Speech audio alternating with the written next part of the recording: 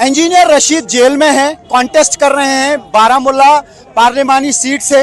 मुकाबले में हैं former chief minister Omar Abdullah और पीपल्स कॉन्फ्रेंस के chairman Sajad Gani Lone. Engineer Rashid jail में हैं।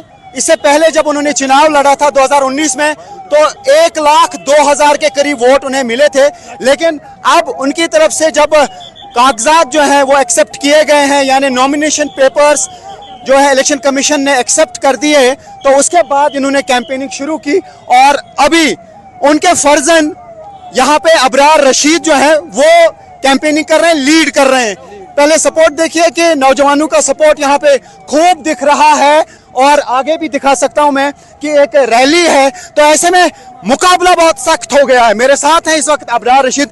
अबरार, कैसे आप दिन की शुरुआत करते हैं और ऐसा लगता है कि लोग अब आपके साथ जुड़ रहे हैं? अचानक से ऐसा लगता है कि लोगों ने ज्यादा सपोर्ट देना शुरू किया, तो क्या है आपकी स्ट्रेटजी, कैसे आप दिन की शुरुआत करते हैं?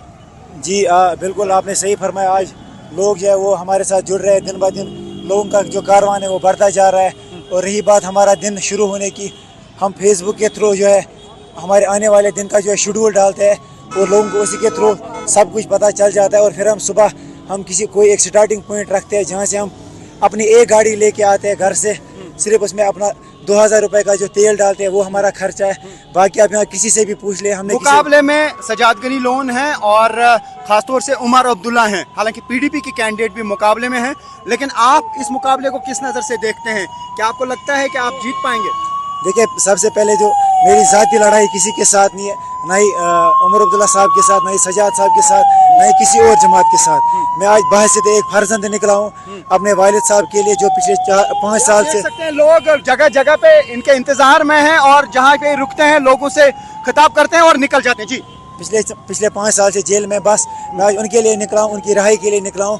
क्योंकि जब वो कल को निकलेंगे तो हमारे जो बाकी बेगुनाह भाई नौजवान जेलों में बंद है वो कल को उनकी रहबरी और रहनुमाई कर सकते हैं और उनका जो है केस। उम्मीद थी कि आपके जो नॉमिनेशन पेपर्स हैं वालिद साहब के वो एक्सेप्ट किए जाएंगे?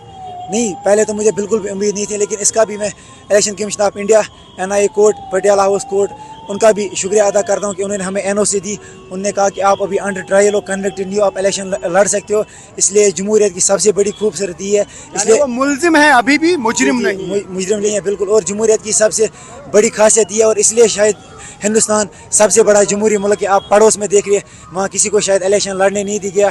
फिर आप हिंदुस्तान में देख लीजिए, यहाँ हमें इलेक्शन लड़ने दिया गया। इसलिए हमें जमहूरियत पे भरोसा है और जुडिशरी पे भरोसा है और इंशाल्लाह हमें पूरा भरोसा है कि आज लोगों ने ये फैसला किया। यहाँ पे जी लोगों ने क्या तो ये कह रहे हैं कि यहाँ आप उनसे भी बात कीजिए, उसके बाद ये बातचीत का सिलसिला जारी रहेगा, क्योंकि जगह जगह पे जी ये इनके समर्थक हैं और पार्टी के लीडर हैं, AI पे पॉलिटिकल अफेयर्स देखते हैं। क्या लग रहा है अभी यहाँ पे?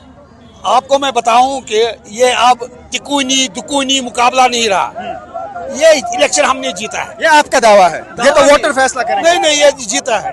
ये इलेक्शन अब हमारे। शुएब लोन भी हमारे साथ जुड़े हैं, कांग्रेस के एक लीडर रहे हैं, MLA भी रहे हैं ये, और राहुल गांधी के साथ आपने इनको देखा होगा, कैंपेनिंग भी कर रहे थे, लगातार नेशनल लेवल पे भी जाते थे। आप हमें बताइए, आज आप इंजीनियर रशीद को सपोर्ट कर रहे हैं, हालांकि आपका शायद ताल्लुक अभी आजाद साहब के साथ ही है। बिल्कुल। देखिए, मैंने अपने दिल की और ज़मीन की आवाज़ सुनी और मैं इस अपने छोटे अजीज बेटे के साथ निकला। और हम जब निकले थे तो बिल्कुल कुछ लोग थे, मगर अल्लाह ताला की कुदरत, ये एक सैलाब बन गया और इस सुनामी को अब कोई नहीं रोक पाएगा। तो आप भी दावा कर रहे हैं जीत का? अगर वोटों से जीते तो हम जीते हैं, अगर और कुछ है वो अल्लाह बेहतर जाने। ऐसा है कि वोट ऐड हो रहे हैं। देखिए, जिस तरीके से पिछली बार भी इलेक्शंस हुए, करीब 30,000 के करीब वोट जो थे नेशनल कॉन्फ्रेंस के कैंडिडेट जो जीते वो ज्यादा थे, यानी इंजीनियर रशीद के पास 1,02,000 के करीब थे, उनके पास कुछ 1,33,000 के करीब थे। लेकिन